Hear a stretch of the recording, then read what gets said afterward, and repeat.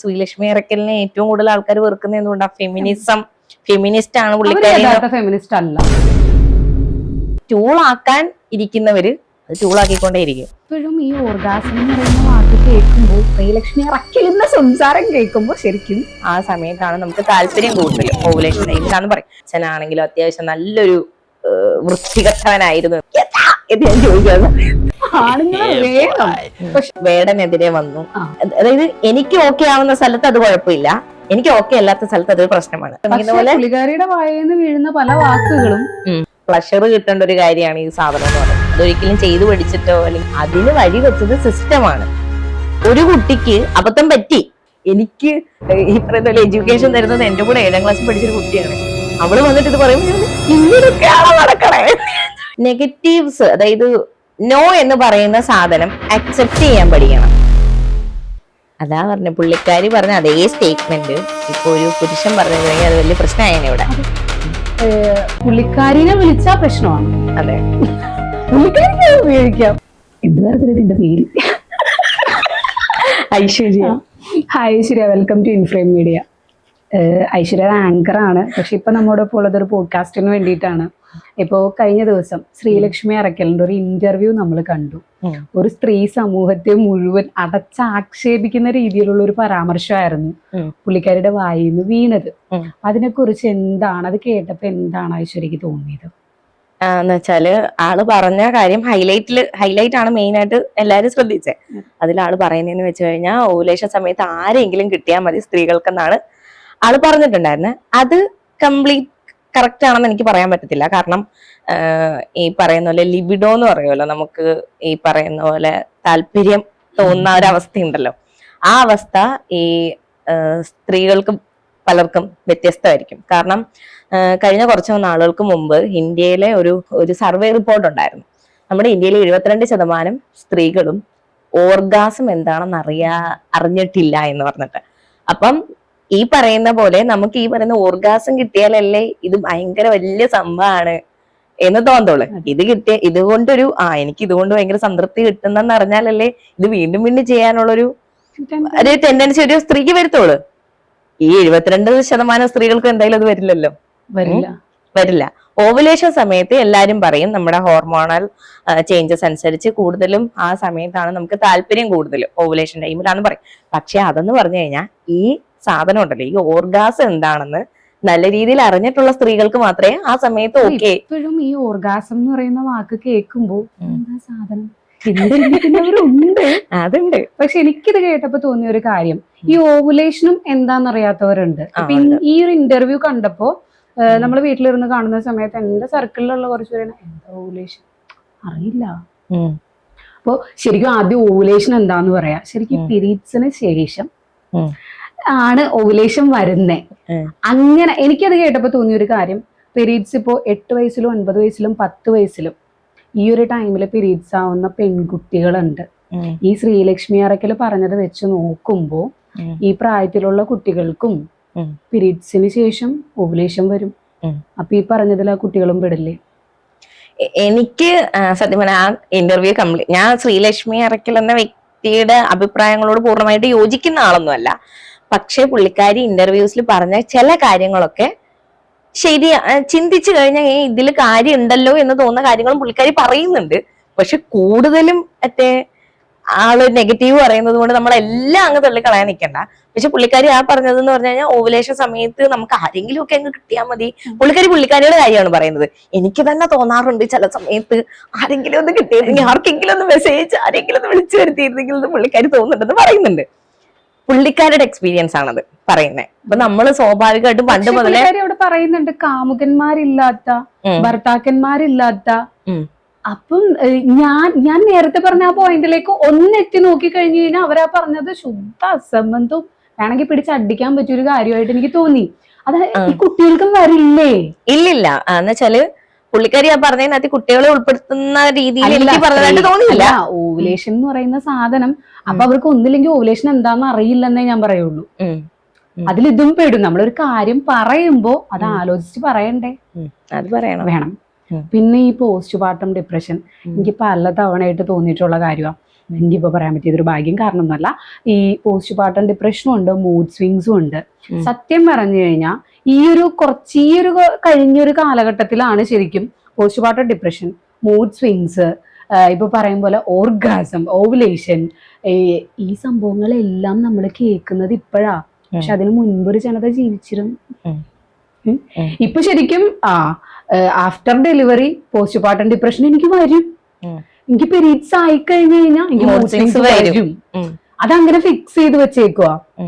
ഇപ്പൊ ഈ സ്കൂളുകളില് പീരീഡ്സ് ടൈമിൽ കുട്ടികൾക്ക് അവധി കൊടുക്കുന്നു എന്നൊരു സംഭവം ഉണ്ടായി. സത്യം പറഞ്ഞത് അതും ശരിയല്ലാത്തൊരു കാര്യമായിട്ടേ ഞാൻ പറയൂ. കാരണം പീരീഡ്സ് എന്ന് പറയുന്നത് വലിയ സംഭവമാണെന്ന് അവർക്ക് ഈ ചെറുപ്രായത്തിലേ തോന്നുക. നമ്മൾ റെസ്റ്റ് എടുക്കണം, അങ്ങനെയൊന്നുമില്ല. ഇതോ ചിലർക്ക് മൂഡ് സ്വിങ്സ് വരും, ചിലർക്ക് പോസ്റ്റ് പാർട്ടം വരും. അതങ്ങനെ ഉള്ളൂ. ഇതൊരു വലിയൊരു സംഭവമായിട്ട് എടുക്കുമ്പോഴാണ് പ്രശ്നം എന്ന്. ഇപ്പം ശ്രീലക്ഷ്മി അറക്കൽ പോസ്റ്റ് പാർട്ടം ഡിപ്രഷനെ കുറിച്ച് പറഞ്ഞു. പക്ഷെ പ്രസവിക്കാത്ത ശ്രീലക്ഷ്മി അറക്കലിനേക്കാളും പ്രസവിച്ച എനിക്കത് പറയാനുള്ള യോഗ്യതയുണ്ട്. ഇല്ലേ? നിനക്കും ഇല്ലേ? ഉണ്ട്. ഈ ഞാൻ പറഞ്ഞല്ലോ എന്ന് വെച്ചാല് നമ്മളത് എടുക്കുന്ന രീതിയും കൂടെ അതിനകത്ത് വരും. എന്ന് വെച്ചാല് ഞാൻ പുള്ളിക്കാരി പറഞ്ഞത് ശരിയാണെന്നല്ല ഇവിടെ പറയുന്നേ. പോസ്റ്റ് പാർട്ടം ഡിപ്രഷൻ, ഈ മൂഡ് സ്വിങ്സ് എന്നൊക്കെ പറയുന്നത് നമുക്ക് ഒരാളുടെ നെഞ്ചത്ത് കയറാനോ അല്ലെങ്കിൽ നമുക്ക് തോന്നിയത് കാണിക്കാനോ ഉള്ള ഒരു ലൈസൻസ് അല്ല. അത് ഞാൻ പറയുന്നുണ്ട്. എനിക്ക് ഈ പറഞ്ഞ പോലെ പോസ്റ്റ് പാർട്ടം ഡിപ്രഷന്റെ ഒരു ഫസ്റ്റ് സ്റ്റേജ് ഒക്കെ എനിക്ക് വന്നിട്ടുള്ള ഒരാളാണ്. എനിക്ക് ഭയങ്കര ദേഷ്യമായിരുന്നു, എനിക്ക് ഉറക്കമില്ലായിരുന്നു. പക്ഷെ എന്റെ ഡിപ്രഷൻ എങ്ങനെയായിരുന്നു എന്ന് വെച്ചാൽ, എനിക്ക് കൊച്ചിനോട് ദേഷ്യം, കൊച്ചിനെ ഒഴിവാക്കണം എന്നുള്ള ദേഷ്യമല്ലായിരുന്നു, എനിക്ക് കുഞ്ഞിന് എന്തെങ്കിലും പറ്റിപ്പോവോ എന്നുള്ള പേടിയായിരുന്നു. എനിക്ക് ഉറക്കമില്ലാതെ ഞാൻ ഇങ്ങനെ കുഞ്ഞിനെ നോക്കിക്കൊണ്ടിരിക്കും. അവളുടെ മൂക്കുന്ന് പാല് തികട്ടുന്നുണ്ടോ, അങ്ങനെ നെറുകെ കയറി അവള് മരിച്ചു പോകുന്ന വേണ്ടി ഞാൻ ഉറക്കില്ലാണ്ട് ഇങ്ങനെ അവളെ, അതായത് ഞാൻ ഓവറായിട്ട് അവളെ പ്രൊട്ടക്ട് ചെയ്യുന്നതായിരുന്നു എന്റെ ഒരു പോസ്റ്റ് പാർട്ടം ഡിപ്രഷൻ. എന്നിട്ട് ഇതൊക്കെ ചെയ്തു കൊടുത്തിട്ട് ഞാനിരുന്ന് കരഞ്ഞിട്ടുണ്ട്, ഞാൻ നല്ലൊരു അമ്മയല്ല എന്ന് പറഞ്ഞിട്ട്. എന്നാൽ എന്നെ കൊണ്ട് പറ്റുന്ന മാക്സിമം നല്ല രീതിയിൽ എന്റെ കുഞ്ഞിനെ നോക്കിയിട്ട് പോലും ഞാനിരുന്ന് കരഞ്ഞിട്ടുണ്ട്. പക്ഷെ എനിക്കത് ഓവർകം ചെയ്യാൻ പറ്റിയത് എന്തുകൊണ്ടാണെന്ന് ചോദിച്ചു കഴിഞ്ഞാൽ, എന്റെ ചുറ്റും കുറച്ച് നല്ല ആൾക്കാരുണ്ടായിരുന്നു. മെയിനായിട്ട് എന്റെ അച്ഛൻ. സാധാ ഈ അച്ഛന്മാരും ആങ്ങളമാരൊക്കെ ഇതൊക്കെ എന്തോ, നീയാണോ ഈ ലോകത്ത് ആദ്യം പ്രസവിച്ചത്? ആ സമയത്ത് എന്റെ ഭർത്താവും ചോദിച്ചിട്ടുണ്ട്, നീയല്ലേ ഈ ലോകത്ത് ഏറ്റവും ആദ്യമായിട്ട് പ്രസവിച്ചതെന്ന് എന്റെ ഭർത്താവും പറഞ്ഞിട്ടുണ്ട്. പക്ഷെ ആ സമയത്ത് എന്റെ അച്ഛൻ ചെയ്ത പരിപാടി എന്താന്ന് വെച്ചാൽ, അച്ഛൻ കുറെ വായിക്കുമായിരുന്നു കേട്ടോ. അച്ഛൻ ചെയ്ത എന്താന്ന് വെച്ചാൽ, എന്റെ അമ്മ ഉൾപ്പെടെ പറഞ്ഞു, ഇവളാണോ ആദ്യമായിട്ട് പ്രസവിക്കുന്നത്, ഇവക്ക് ഫുഡ് കഴിച്ചുകൂടെ എന്നൊക്കെ പറഞ്ഞു. അപ്പൊ അച്ഛൻ പറഞ്ഞ കാര്യം എന്ന് വെച്ച് കഴിഞ്ഞാല്, ഇത് ഫസ്റ്റ് ഇവളല്ല ചെയ്യുന്നത്, പക്ഷെ ഇത് ഇവക്ക് ഫസ്റ്റ് എക്സ്പീരിയൻസ് ആണിത്. ഇവള് ജീവിതത്തിൽ ആദ്യമായിട്ട് അമ്മയായത് ഇപ്പോഴാണ്. അപ്പൊ ഇവക്ക് കുറച്ച് മെന്റൽ സപ്പോർട്ട് നമ്മൾ കൊടുക്കണം. അപ്പൊ ഉണ്ടോ അച്ഛൻ എന്തെടുത്തു, രാത്രി കുറച്ച് സമയം അച്ഛൻ നോക്കാൻ തുടങ്ങി കൊച്ചിനെ. ഒരു 3 മണി വരെ നീ ഉറങ്ങിക്കോ, അതുവരെ ഞാൻ കൊച്ചു കരഞ്ഞാൽ ഞാൻ നോക്കിക്കോളാം. ഇപ്പൊ കൊച്ചിന് അന്ന് എനിക്ക് ബ്രസ്റ്റ് ഫീഡ് ചെയ്യാൻ പറ്റുന്നുണ്ടായിരുന്നില്ല. അപ്പൊ കുഞ്ഞിന് മറ്റേ ഫോമുല കലക്കിയായിരുന്നു കൊടുക്കും. അപ്പൊ അച്ഛൻ കലക്കി കൊടുക്കാൻ തുടങ്ങി. അപ്പൊ എനിക്കത് ഭയങ്കര വലിയൊരു റിലീഫായി. അതുകൊണ്ട് എനിക്ക് ആ സാധനം കുറച്ചുകൂടെ സ്മൂത്തായിട്ട് എനിക്ക് അതിനകത്ത് പുറത്തു വരാൻ പറ്റി. ചില ആൾക്കാർ ഈ പോസ്റ്റ് പാർട്ടം ഡിപ്രഷൻ ഏറ്റവും വേഴ്സ് ആവുന്നത് എപ്പോഴാന്ന് വെച്ച് കഴിഞ്ഞാൽ, മെന്റലിയും ഫിസിക്കലിയും പിന്നെ എന്താ പറയുക ഫിനാൻഷ്യലിയും ഒരു കുഞ്ഞിനെ വളർത്താൻ പറ്റാത്ത സാഹചര്യത്തിൽ പ്രഗ്നന്റ് ആവുന്നവര്. ഓൾറെഡി അവരുടെ ഈ പറയുന്ന കല്യാണം ഭയങ്കര ശോകമായിരിക്കും, വിവാഹ ജീവിതം. അപ്പൊ നമ്മുടെ സമൂഹം പറഞ്ഞു കൊടുക്കുന്ന ഒരു സൊല്യൂഷൻ ഉണ്ട്.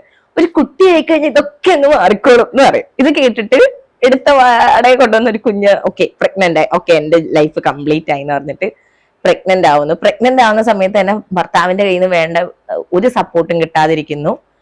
അപ്പൊ ആ കുട്ടി ഓൾറെഡി ഒരു പ്രഷറിൽ പൊക്കോണ്ടിരിക്കും, എനിക്ക് വേണ്ട സ്നേഹമൊന്നും കിട്ടിയിട്ടില്ല എന്ന്. അതിന്റെ ഇടയ്ക്കേക്ക് എന്റെ കുഞ്ഞ് ജനിച്ചു കഴിയുമ്പോഴത്തേക്ക് നമുക്ക് എല്ലാവർക്കും അറിയാം, നല്ലൊരു ഹോർമോൺസിന്റെ നല്ലൊരു ഡ്രോപ്പ് അവിടെ വരിക. നല്ല ഹൈ ആയിട്ട് ഇന്ന് പല ഹോർമോൺസും താഴോട്ട് പോകുമ്പോഴത്തേക്ക് അതിൻ്റെതായ മെന്റലി നമുക്ക് ഇഷ്യൂ വരും. അപ്പം ഓൾറെഡി ചുറ്റുപാടും പ്രശ്നമായിട്ടിരിക്കുന്ന ഒരാൾക്ക് ഇതൊരു വലിയ വിഷയമാണ്. പോസ്റ്റ് പാർട്ടം ഡിപ്രഷൻ നല്ല രീതിയിൽ വരാൻ ചാൻസസ് ഉണ്ട്. ഭയങ്കര മെന്റലി സ്റ്റേബിള് ഭയങ്കര ഹെൽത്തി ആയിട്ടുള്ള ആൾക്ക് ചിലപ്പോൾ വരത്തില്ലായിരിക്കും. പക്ഷെ ഞാൻ ഒരിക്കലും പോസ്റ്റ് പാർട്ടം ഡിപ്രഷൻ എന്ന് പറയുന്ന സംഭവം ഇല്ല അല്ല. പക്ഷേ അതാണ് നമ്മൾ ചിന്തിക്കേണ്ടത്. എല്ലാവർക്കും വരും എന്നല്ല, സാഹചര്യം ചിന്തിക്കണം. ഞാൻ എപ്പോഴും പറയും, എനിക്കൊരു കുഞ്ഞു വേണമെന്ന് ഭയങ്കരമായിട്ട് ആഗ്രഹിച്ചിട്ട് തന്നെ എനിക്ക് കുഞ്ഞ് കിട്ടിയത്.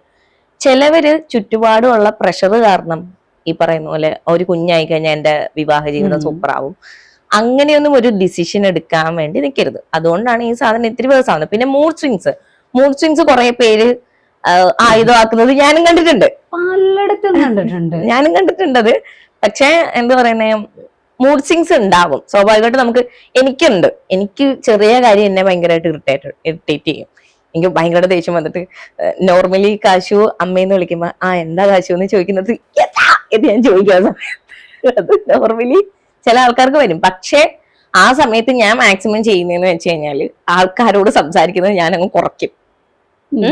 ഞാനായിട്ട് തന്നെ ഒന്ന് ലിമിറ്റ് ചെയ്യും. ഓക്കെ, ഇതെന്നെ ഇറിറ്റേറ്റ് ചെയ്യിക്കും, അതുകൊണ്ട് മിണ്ടാതിരിക്കാം. പക്ഷെ പോയിട്ട് ചാടി ബഹളം ഉണ്ടാക്കിയിട്ട് ഇതെന്റെ മൂഡ് സ്വിങ്സ് ആയിരുന്നു, നിങ്ങളൊക്കെ ആ സമയത്ത് എന്റെ അടുത്ത് അങ്ങനെ പെരുമാറണം എന്ന് എനിക്ക് പറയാനുള്ള അവകാശമില്ല. കാരണം ഇത് എന്റെ മൂഡ് സ്വിങ്സ് ആണ്, ഇത് ഞാനാണ് കൈകാര്യം ചെയ്യേണ്ടതെന്ന്. പിന്നെ ചിലവര് മനഃപൂർവ്വം നമ്മൾ ട്രിഗർ ചെയ്യുന്ന ഇൻസിഡൻസ് ഒക്കെ ഉണ്ടാവും. അങ്ങനത്തെ ഒക്കെ അവസ്ഥയിൽ എന്റെ കയ്യിൽ നിന്നൊക്കെ പോയിട്ടുണ്ട്. പക്ഷെ എങ്കിൽ പോലും ഞാൻ മാക്സിമം എന്റെ ട്രോമകളോ അല്ലെങ്കിൽ എന്റെ മൂഡ് സ്വിങ്സോ എന്റെ ഡിപ്രഷനോ ബാക്കിയുള്ള ഒരാളെ വേദനിപ്പിക്കുന്ന തരത്തിലേക്ക് ആക്കരുതെന്ന് നമ്മൾ ഓരോരുത്തരും ചിന്തിക്കുന്നിടത്താണ് കാര്യം. പിന്നെ ചിലര് ഇതൊരു ടൂളായിട്ട് യൂസ് ചെയ്യുന്നതിന് ഈ പറയുന്ന പോലെ ശ്രീലക്ഷ്മി അറക്കൽ പറഞ്ഞത് കൊണ്ടോ വേറെ ആരും പറഞ്ഞത് കൊണ്ടോ ഒരു പ്രയോജനം ഇല്ല. ഇത് ടൂളാക്കാൻ ഇരിക്കുന്നവര് അത് ടൂളാക്കിക്കൊണ്ടേയിരിക്കും. നമുക്ക് ശ്രീലക്ഷ്മി അറക്കലിന്റെ സംസാരം കേൾക്കുമ്പോ ശരിക്കും പുള്ളിക്കാരി ഒരു സൈഡിൽ ആണുങ്ങളെ മൊത്തത്തിൽ അടച്ചാക്ഷേപിക്കുന്നുണ്ട്, എന്നാ പുള്ളിക്കാരിക്ക് ആണുങ്ങളില്ലാതെ പറ്റേയില്ല. ഇല്ലേ, പലപ്പോഴും തോന്നിയിട്ടില്ലേ? ആണുങ്ങളെ വേണം, പക്ഷെ ആണുങ്ങളെ പീഡിപ്പിച്ച കുറ്റമാണ് പുള്ളിക്കാരിക്ക്. പക്ഷേ ആണുങ്ങൾ വേണം. ആ ഒരു ഇരട്ടത്താപ്പല്ലേ അത്. പലപ്പോഴും ഈ പറയുന്ന പോലെ മറ്റേ പീഡന പരാതിയൊക്കെ വരുന്ന സമയത്ത് ഭയങ്കരമായിട്ട് ആണുങ്ങളെയൊക്കെ അധിക്ഷേപിച്ചിട്ട് ഇതേ സെയിം പരാതി തന്നെ നമ്മുടെ വേടനെതിരെ വന്നു. അപ്പം വേടനെ സപ്പോർട്ട് ചെയ്തിട്ടാണ് പുള്ളിക്കാരി ഒരു അഭിപ്രായം പറഞ്ഞത്.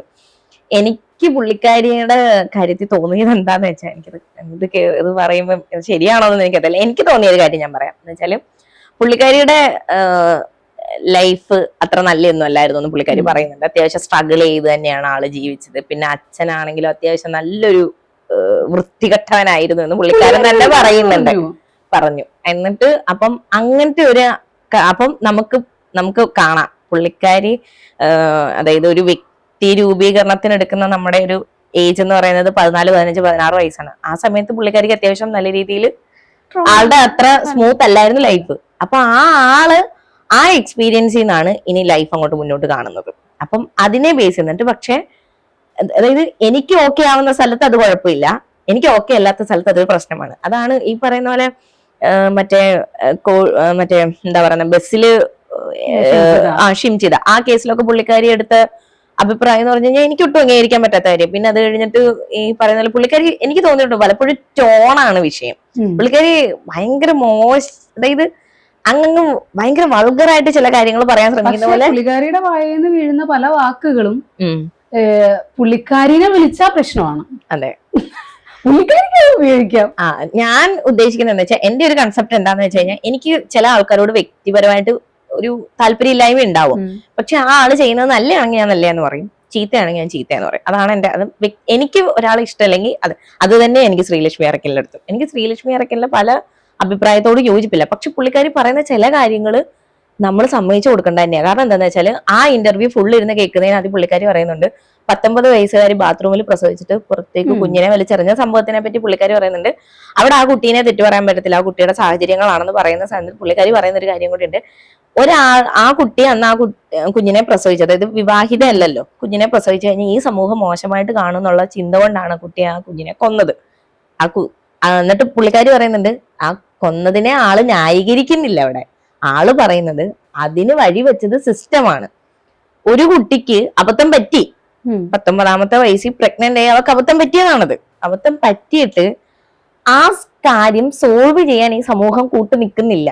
തെറ്റുകൾ പറ്റാം. 19 വയസ്സായ കുട്ടി പ്രസവിക്കുന്നവരെ ആ വയറ് വെച്ച് നിന്നില്ലേ, അത് ആ വയറ് വീർക്കുന്നതിന് മുമ്പേ കളയാനുള്ള സംവിധാനം ഇവിടെ ഇല്ലേ? ചില സമയത്ത് അത് പറ്റിയെന്ന് വരില്ല എന്നുള്ള അത് സത്യം തന്നെയാ. ചില സമയത്ത് നമ്മൾ ഈ പറയുന്ന പോലെ എല്ലാരും പറയുന്നുണ്ട് ഐപ്പില് കഴിച്ചുകൂടി, പ്രൊട്ടക്ഷൻ യൂസ് ചെയ്തുകൂടെ. ഐപ്പില് ഉപകാരം ഉണ്ടാവാത്തോണ്ടാണല്ലോ ഇങ്ങനെ ആയത്. അത് കഴിഞ്ഞൊരു 4 months വരെ ടൈമില്ലേ ഇത് വേണ്ടാന്ന് വെക്കാൻ വേണ്ടിട്ട്. ഞാനൊരു കാര്യം പറയട്ടെ വെച്ചാല്, ഞാൻ ന്യായീകരിക്കുമല്ല, പക്ഷേ എന്താ പറയുന്നേ, ഈ 4 months വരെ ആ കുട്ടീന്റെ സാഹചര്യം എന്താന്ന് നമുക്ക് അറിയത്തില്ല. ഈ കുട്ടി ഇപ്പൊ ഈ പ്രഗ്നന്റ് ആയ റിലേഷൻഷിപ്പ് എങ്ങനെയാ, ആ റിലേഷൻഷിപ്പിലുള്ള ആൾ ഈ കുട്ടിയെ എങ്ങനെ ട്രീറ്റ് ചെയ്തിട്ട് ഈ കുട്ടി പ്രഗ്നന്റ് ആയി നമുക്കറിയത്തില്ല. വീട്ടുകാരെങ്ങനെയാണ് ഈ സീൻ എടുക്കാന്ന് അറിയാൻ പറ്റത്തില്ല. ഇപ്പം എന്റെ വീട്ടിലൊക്കെ ആണെങ്കിൽ എന്നെ കൊന്നു കളയും, വലിയ നാശമാവും. എന്റെ എന്ന് വെച്ചാല് എന്റെ വലിയ പ്രശ്നമാവും. അതായത് കുറച്ച് കുറച്ച് ഡിഫറെന്റ് ആണ് കാര്യങ്ങൾ എടുക്കുന്ന രീതി. ഇപ്പൊ ഭയങ്കര കൂളായിട്ട് നമ്മള് മറ്റേ ഈ സിനിമയിലൊക്കെ കാണുന്ന പോലെ കൂൾ തന്തമാരൊക്കെ ആണെന്നുണ്ടെങ്കിൽ പിന്നെ നമുക്ക് പോയിട്ട് ഓപ്പൺ ആയിട്ട് പറയാം എനിക്ക് ഇതുപോലെ പറ്റി, ഇതിനകത്ത് ഇത് എങ്ങനെയെങ്കിലും പുറത്ത് കടത്തണം എന്നൊക്കെ പറഞ്ഞിട്ട് നമ്മൾ മറ്റേ സക്കറിയയുടെ 5 ഗർഭിണികൾ എന്ന് പറയുന്ന സിനിമ കണ്ടിട്ടുണ്ടല്ലോ. അതിനകത്ത് സനുഷ പ്രഗ്നന്റ് ആവുന്ന സമയത്ത് അവർ ഡീൽ ചെയ്യുന്ന രീതിയുണ്ട്. അവർക്ക് ഇഷ്ടമല്ലെങ്കിൽ പോലും അത് അവർ ഒളിച്ച് വേറൊരു കഥയുണ്ട്. അതുണ്ട് എങ്കിൽ പോലും അവർ ഡീൽ ചെയ്ത രീതി കണ്ടോ. അപ്പം അങ്ങനെ ഡീൽ ചെയ്ത് അതായത് നമ്മുടെ ഈ നാട്ടില് മെയിൻ പ്രശ്നം അതാ, ഒരാൾക്കൊരു അബദ്ധം പറ്റി എന്ന് വെച്ചാല് ഈ പറയുന്ന റേപ്പ് ചെയ്തവരെയൊക്കെ പിന്നെ നന്നാക്കാൻ വേണ്ടി നമ്മൾ പോണം എന്നല്ല ഞാൻ പറഞ്ഞത്. ചില സമയത്ത് പ്രായവും സാഹചര്യവും പരിഗണിച്ചിട്ട് അവർക്ക് വേണ്ട മെന്റൽ സപ്പോർട്ട് കൊടുക്കാൻ നമ്മൾ നോക്കണം ഒരു പരിധി വരെ. ഈ ചെയ്ത ക്രൈമിനെ ഇതാക്കുന്നില്ല. അപ്പൊ ആ പുള്ളിക്കാരി പറയുന്ന കാര്യം സെക്സ് എഡ്യൂക്കേഷനെ പറ്റി പറയുന്നുണ്ട്. ഈ പറയുന്ന പോലെ പണ്ടത്തെ പോലെ നമുക്കാണ് 8ലും 9ലും ഇതെന്താ സംഭവം നടക്കുന്നതെന്ന് അറിയാത്ത ജനറേഷൻ എന്ന് പറഞ്ഞാൽ എനിക്ക് തോന്നുന്നു ലാസ്റ്റ് 90s ആണ്. ഇപ്പം ജെൻസി നോക്കുകയാണെന്നുണ്ടെങ്കിൽ അവർക്ക് തീരെ ചെറുതിലെ തന്നെ കുറെ കാര്യങ്ങൾ അവർക്ക് ആക്സസബിൾ ആണ്, അവർക്ക് അറിയാം എന്തൊക്കെയാണ് നടക്കാൻ പോകുന്നതെന്നുള്ളത്. അപ്പം നമ്മൾ തീരെ ചെറുതിലെ തന്നെ പറഞ്ഞു കൊടുക്കുക. അവരൊക്കെ ആശ്രയിക്കുന്നത് ഈ പറയുന്ന ഗൂഗിളിനെയും ഗൂഗിളിൽ വരുന്ന വീഡിയോസ് ഒക്കെ ആശ്രയിക്കുന്നത്. അപ്പൊ അവർക്ക് അത് തോന്നും അതാണ് കറക്റ്റ് സാധനം. അങ്ങനെയല്ല മോനെ, ഈ ഒരു കാര്യം എന്ന് പറഞ്ഞു കഴിഞ്ഞാൽ കുറച്ച് ഏജ്ഡ് ആയിട്ട് മാത്രമാണ് ഇത് ചെയ്യേണ്ടത്, അല്ലെങ്കിൽ നിങ്ങൾക്ക് ഇത് നോർമലി തോന്നാം, പക്ഷെ ആ തോന്നലിനെ കൺട്രോൾ ചെയ്യേണ്ടത് എങ്ങനെയാണ്, ഒരു പെൺകുട്ടി അടുത്ത് വന്നിരുന്ന അവളെ അതിന് മാത്രമല്ല എന്നൊക്കെ പറഞ്ഞിട്ട് നമ്മള് എനിക്ക് തോന്നുന്നൊരു 5ാം ക്ലാസ് മുതലെങ്കിലും അത്യാവശ്യം കുട്ടികളെ പറഞ്ഞു കൊടുക്കണം എന്താണ് ഇനി അങ്ങോട്ട് വരാൻ പോകുന്നതെന്ന് പറഞ്ഞു കൊടുത്തെന്ന് വെച്ചാൽ കുട്ടികളെ സെക്സ് ചെയ്യാൻ പഠിപ്പിക്കണം എന്നല്ല ഞാൻ പറയുന്നത്. ഇപ്പോ ഈ ഒരു സംഭവം പറഞ്ഞപ്പോ ഞാൻ മൈത്രേനായിട്ട് ഒരിക്കൽ ഒരു ഇന്റർവ്യൂവിൽ ഇരുന്നപ്പോ ആളെന്നോട് പറഞ്ഞൊരു വാക്കുണ്ട്, കുട്ടികളെ സെക്സ് എഡ്യൂക്കേഷൻ കൊടുക്കേണ്ടത് ഇത് തെറ്റാണെന്ന് പറഞ്ഞിട്ടല്ല, അതവർക്ക് കൊടുക്കേണ്ട ആവശ്യമില്ല, സെക്സ് ചെയ്യുമ്പോൾ പ്രൊട്ടക്ഷൻ യൂസ് ചെയ്യണം എന്ന് മാത്രം പഠിപ്പിച്ചാൽ മതി. അതിനോട് ഞാൻ യോജിക്കുന്നില്ല. അത് ഞാൻ യോജിക്കുന്നില്ല. കാരണം ഈ പറയുന്ന കൊച്ചുങ്ങൾ, അതായത് സ്റ്റാർട്ടിങ് ഇതെന്ന് പറഞ്ഞു കഴിഞ്ഞാൽ മറ്റേ ചെയ്ത് പഠിക്കേണ്ട ഒരു കാര്യമല്ല ഇത്, ഒരിക്കലും അല്ല. നമുക്കറിയാം ഈ പറയുന്ന ഈക്വലി ആണിനാണെങ്കിലും പെണ്ണിനാണെങ്കിലും ഈക്വലി പ്ലഷർ കിട്ടേണ്ട ഒരു കാര്യമാണ് ഈ സാധനം എന്ന് പറയുന്നത്. അതൊരിക്കലും ചെയ്ത് പഠിച്ചിട്ടോ അല്ലെങ്കിൽ ഒരാളെ എക്സ്പെരിമെന്റ് നടത്തിയിട്ടൊന്നും പഠിക്കേണ്ട കാര്യമാണ്. അതിനോട് ഞാൻ യോജിക്കുന്നില്ല. പക്ഷെ ഈ ഒരു സാധനം, ഈ ഒരു ഫീലിങ്സ് നിങ്ങൾക്ക് വരാം, ഈ ഒരു പ്രായത്തിൽ നിങ്ങൾക്ക് വരാൻ സാധ്യതയുണ്ട്. ചില കാണുമ്പോൾ നിങ്ങൾക്ക് കുറെ കൗതുകങ്ങൾ തോന്നാൻ സാധ്യതയുണ്ട്. പക്ഷെ അതിന് ചെയ്യേണ്ടത് കൂടുള്ളവര് അല്ലെങ്കിൽ കൂടുള്ളവരിൽ ഇത് പരീക്ഷിക്കലല്ല. ഇതിൻ്റെതായ സമയമുണ്ട്. ഇതൊക്കെ നിങ്ങൾക്ക് നോർമലി ഇങ്ങനത്തെ ഒക്കെ മാറ്റങ്ങൾ നിങ്ങളുടെ ശരീരത്തിൽ വരും. അതെങ്ങനെയൊക്കെ ഡീൽ ചെയ്യാമെന്ന് ഈ കുട്ടികളെ പറഞ്ഞു പഠിപ്പിക്കാം. ഇല്ലേ, നമുക്കതറിയില്ലായിരുന്നു. ഈ എന്തുവാ നമ്മുടെയൊക്കെ ഒരു തലമുറ ഉണ്ടായിരുന്നു ഈ പോരട്ടെ എന്തുവാടി പറയാൻ, എന്താ എനിക്ക് മനസ്സിലായില്ല. മാസ്റ്റർബേഷൻ ചെയ്യുന്നത് ഇപ്പം ഈ ഒരു കഴിഞ്ഞൊരു തലമുറ എന്ന് പറയുന്നത്, ഇപ്പം എന്റെയും നിന്റെയും പാരന്റ്സ് അടങ്ങുന്ന ഒരു തലമുറ എന്ന് പറയുന്നത് മാസ്റ്റർബേഷൻ ചെയ്യുന്നത് തെറ്റാണ്. അത് ഭയങ്കര ഒരു വിഷയമായിട്ട് കാണുന്നൊരു തലമുറ ഉണ്ടായിരുന്നു. സത്യത്തില് അതും എന്താണെന്ന് പറഞ്ഞു കൊടുക്കണം എന്നാണ്. അല്ല, ശരിയല്ലേ? അത് ആശാ ശരത്തിന്റെ ഒരു ഫിലിം ഉണ്ട്. ആ ഫിലിമില് കറക്റ്റ് ഒരമ്മ മകന്റെ റൂമിലേക്ക് ചെല്ലുന്ന സമയത്ത് ഇങ്ങനെ ഒരു സീൻ കാണുവാണ് ആശാ ശരത്ത്. അപ്പൊ പുറത്തു വന്നിരുന്നിട്ട് പിന്നെ മോൻ ആശാ ശരത്തിന്റെ അടുത്ത് വന്ന് പറയുന്നത് അമ്മ സോറി എന്നാണ്. പക്ഷെ അവള് തിരിച്ചു പറയുന്നത് സോറി ഞാനല്ലേ പറയണ്ടേന്നാണ്. പ്രൈവസിയിലേക്ക് കടക്കുന്നതിന് അവിടെയാണ് നമ്മൾ മാറി ചിന്തിക്കേണ്ടത്.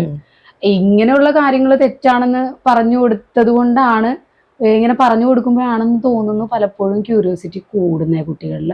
അത് നമ്മൾ വളർന്ന സാഹചര്യം എന്ന് പറയും. ഇപ്പം എന്റെ അമ്മയാണെങ്കിൽ തന്നെ എന്റെ ചെറുതില്ലേ എന്ന് വെച്ചാൽ പീരീഡ്സ് കഴിഞ്ഞാൽ പെരക്കകത്ത് കയറരുത്, റൂമിൽ ബെഡിൽ കിടക്കാൻ പാടില്ല, തലയണ യൂസ് ചെയ്യാൻ പാടില്ല. ഞാൻ വെറും നിലത്തൊക്കെ കിടന്നുറങ്ങിയിട്ടുണ്ട് ചെറുതിലെ.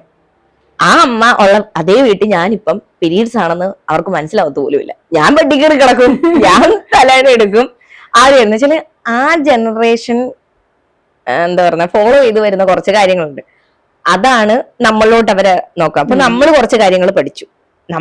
നമ്മൾ ചീത്തക്കാര്യം പഠിച്ചിട്ടില്ല, നമ്മൾ ചീത്തക്കാര്യവും പഠിച്ചിട്ടുണ്ട്. സ്കൂളിൽ പഠിക്കുമ്പോൾ നമ്മൾ എന്തൊക്കെ മോശം കാര്യങ്ങൾ അറിഞ്ഞിട്ടുണ്ട്. മോശം കാര്യങ്ങൾ നമ്മൾ ഇത് ഇങ്ങനെയാണോ എന്ന് പറഞ്ഞിട്ട് എനിക്കിപ്പോഴും ഓർമ്മയുണ്ട്. ഫസ്റ്റ് ടൈം എനിക്ക് ഈ പറയുന്ന പോലെ എഡ്യൂക്കേഷൻ തരുന്നത് എന്റെ കൂടെ 7ാം ക്ലാസ്സിൽ പഠിച്ചൊരു കുട്ടിയാണ്. അവള് വന്നിട്ട് ഇത് പറയുമ്പോൾ ഞാൻ ഇങ്ങനെയൊക്കെയാണോ നടക്കണേ ചോദിച്ചിട്ടുണ്ട്. എന്നിട്ട് ഇതിന്റെ പൂർണ്ണ രൂപം എനിക്ക് കിട്ടുന്നത് ഞാൻ 8-ലോ 9-ലോ ഒക്കെ പഠിക്കുന്ന സമയത്താ. അപ്പൊ എന്ന് വെച്ചാൽ ഇപ്പം എനിക്കറിയാം എന്റെ മോക്ക് 6 വയസ്സാണ്. മോള് ഇപ്പൊ വന്നിട്ട് എന്റെ അടുത്ത് ഇങ്ങനെ ചോദിക്കാറുണ്ട്, അടുത്ത വീട്ടിൽ പൊക്കോട്ടെ. പണ്ട് നമ്മളെന്താ നമ്മളെയൊക്കെ വിട്ടിട്ടില്ലേ, ആരൊക്കെയുള്ള വീട്ടിലാ വിട്ടേക്കുന്നത്. നമ്മള് ചിലപ്പം പാടത്തും പറമ്പും പോയിട്ട് എത്ര നേരം കഴിഞ്ഞിട്ട് തിരിച്ചു വരും. നമ്മുടെ അമ്മമാരെ അന്വേഷിക്കാറില്ലല്ലോ. ഈ സമയം കഴിഞ്ഞ് എത്തിയില്ലെങ്കിൽ തിരക്കും എവിടെയാന്ന് ചോദിക്കും. പക്ഷെ ഇപ്പൊ ഞാൻ എന്റെ മോളെ വിടുന്നില്ല. എന്തുകൊണ്ടാ? പക്ഷെ നമ്മുടെ പാരന്റ്സ് നമുക്ക് ഗുട്ടച്ചും പാട്ടച്ചും പറഞ്ഞു തന്നിട്ടുണ്ടോ? ഇല്ല. പക്ഷെ നമുക്ക് മോശം അനുഭവങ്ങളും ഉണ്ടായിട്ടുണ്ടല്ലോ. ഉണ്ടായിട്ടുണ്ട്. പക്ഷെ ഈ പറയുന്ന പോലെ നമ്മൾ ഫോളോ പണ്ട്, അതായത് ഈ കാലം മാറുന്നതിനനുസരിച്ച് നമ്മൾ മാറി ചിന്തിക്കാൻ ശീലിക്കണം. അതാ ഞാൻ ഉദ്ദേശിക്കുന്നത്. എന്ന് വെച്ചാല് എന്റെ മോളിപ്പം ഈവൻ എന്റെ ഫ്രണ്ട്സിന്റെ കൂടെ എന്ന് വെച്ചാല്, ഞാൻ അങ്ങനെ ഫ്രണ്ട്സ് മോശമാണെന്നല്ല പറയുന്നത്, ഫ്രണ്ട്സിന്റെ കൂടെ പോയാലും ഞാനൊരു കണ്ണ് എപ്പോഴും ഞാൻ അവിടെ മേളെ ഉണ്ടാവും. അതേപോലുള്ള ഒരു കുട്ടിയുണ്ട്, ഞാനും അങ്ങനെ തന്നെയാണ്. അവർക്ക് ഈ ഗുട്ടച്ചും പാട്ടച്ചൊക്കെ പറഞ്ഞു കൊടുത്തിട്ടുണ്ട്. എനിക്കൊരു മോനും ഉണ്ട്, എന്റെ മോനോടും ഞാനിതെല്ലാം പറഞ്ഞു കൊടുത്തിട്ടുണ്ട്. ഇപ്പോഴത്തെ ഒരു കാലഘട്ടത്തിൽ നിന്നല്ല, പണ്ടും അതെ. പെൺകുട്ടികളെക്കാൾ കൂടുതൽ ചൂഷണം ചെയ്യപ്പെടുന്നത് ആൺകുട്ടികളാ. അതെ. ഈ പെൺകുട്ടികൾക്ക് വേണ്ടിയിട്ടും കുറച്ചും കൂടെ ഓപ്പൺ ആയിട്ട് പറയാൻ പെൺകുട്ടികൾക്ക് പറ്റാറുണ്ട്. കാരണം അവരുടെ സർക്കിളിൽ അവർക്ക് പറയാൻ പറ്റും, ചിലപ്പോൾ അമ്മമാരോട്. പക്ഷെ പുരുഷന്മാർക്ക് അത് പറയാൻ പറ്റാറില്ല. അതെനിക്ക് തോന്നിയിട്ടുണ്ട്.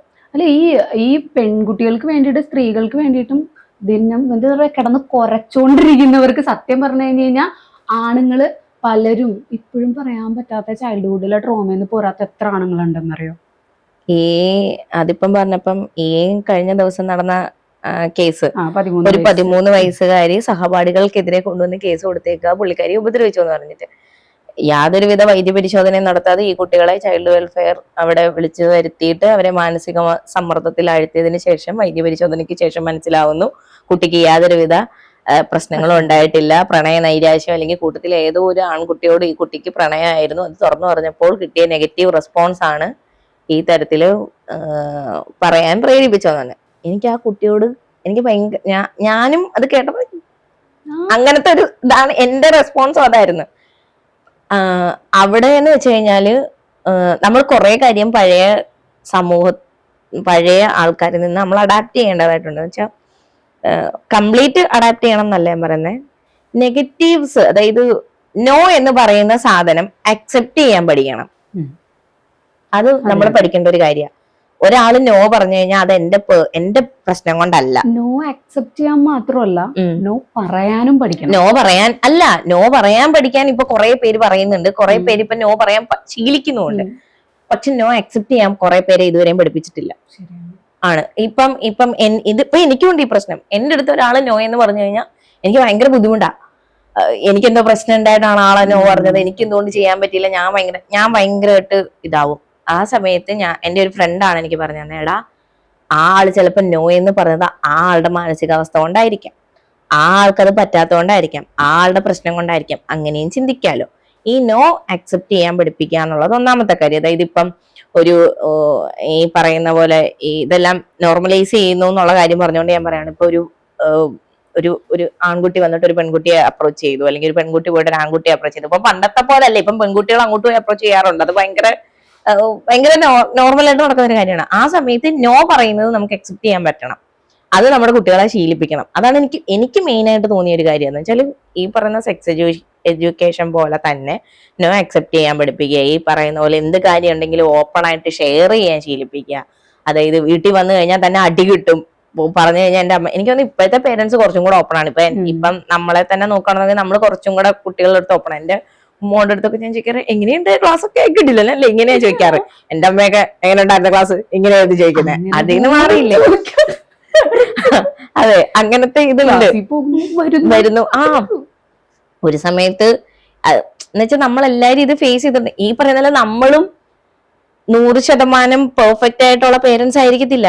നമ്മുടെ പേരന്റിങ്ങിൽ എന്തെങ്കിലുമൊക്കെ പ്രശ്നം ഉണ്ടാവും. അത് വളർന്നു വരുമ്പോ കുട്ടി തിരിച്ചെന്ന് പറയുമ്പോഴായിരിക്കും, ഞാൻ അതൊന്നും ശ്രദ്ധിച്ചില്ലേ. കാലഘട്ടം മാറും. കാലഘട്ടം മാറും. പിന്നെ അതെന്തായാലും ഉണ്ട്. അപ്പൊ നമ്മൾ ഒരിക്കലും അതിനോട് യോജിച്ച് പോയില്ല.